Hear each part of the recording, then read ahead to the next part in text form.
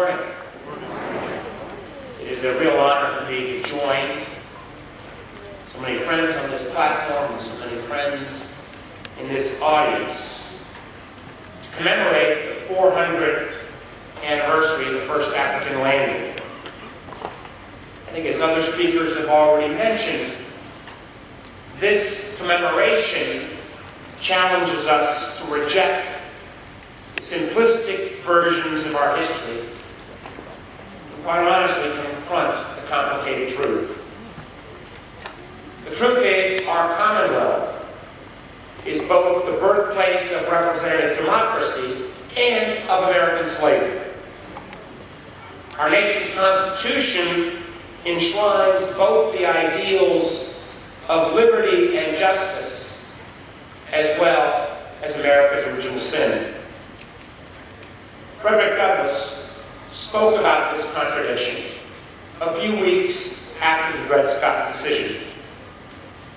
He said that American slavery endured not because of any paper constitution, but in the moral blindness of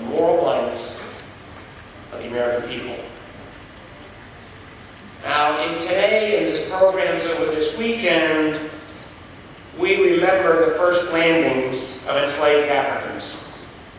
We come face to face with that moral blindness that existed not only in 1619 or in 1776, but unfortunately even today.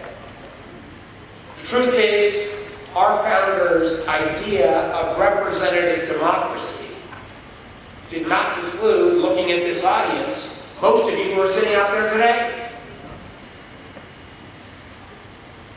But if they knew that the descendants of the people America had enslaved would one day be free, and that they would challenge our nation to finally live up to our founding ideals, well, that might give us all a little bit of comfort.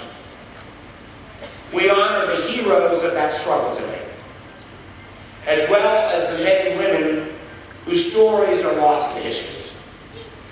We recognize that 1619 also marks the first chapter in the 400-year story of the African American history. And as Tim just mentioned, that African American history is absolutely central and essential to both the history of Virginia and the history of our country.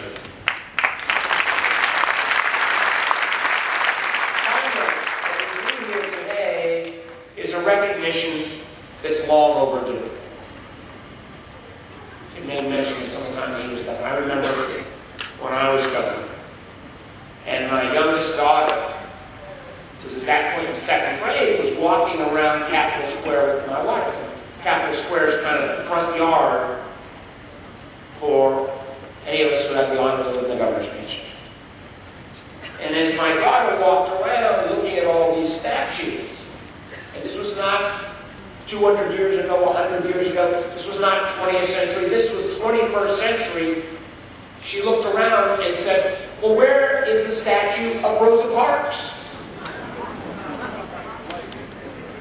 My wife Lisa thought quickly and she said, well, Rosa Parks is not from Virginia.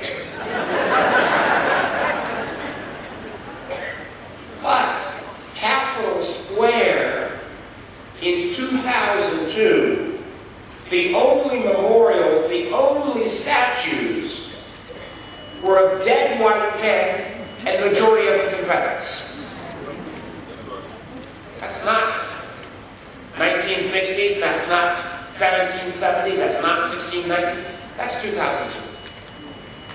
So with Senator Henry Marsh, we set about and built the Virginia Civil Rights Memorial. And when it was unveiled, back in 2008, it was a historic occasion, but it was also very bittersweet. The truth is, it shouldn't have taken more than 50 years to honor Barbara Johns in Capitol Square. But also equally true that there should have never had to be an occasion had to walk out of a dilapidated Moton High School to ask for equal rights as well as kids. It's a reminder that no monument or no legislation or no court case can erase the stain of slavery. It will never be that easy. The truth is, an American democracy where all men and women are entitled to equal citizenship is actually a very recent creation.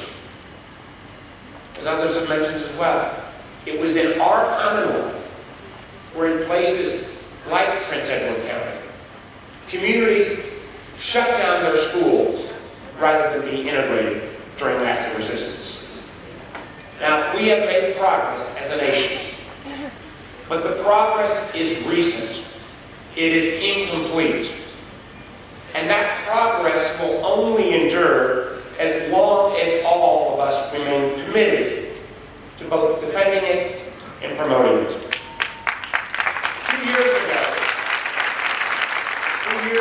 in a country where we thought again, the Commonwealth where we thought we'd made so much progress, we saw violent forces of hate and backlash displayed in Charlottesville.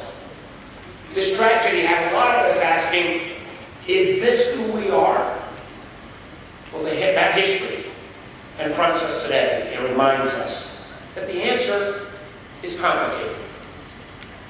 But one answer is absolutely true. What happened in Charlottesville is not who we should be.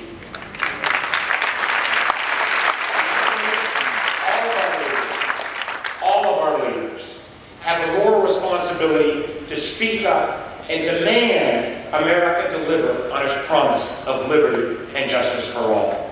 That's why this commemoration and the national conversation it's fostering is so important. If we're going to be a country that truly lives up to our founding principles, then we need to tell the whole truth about our history. The good, the bad, and yes, the ugly as well.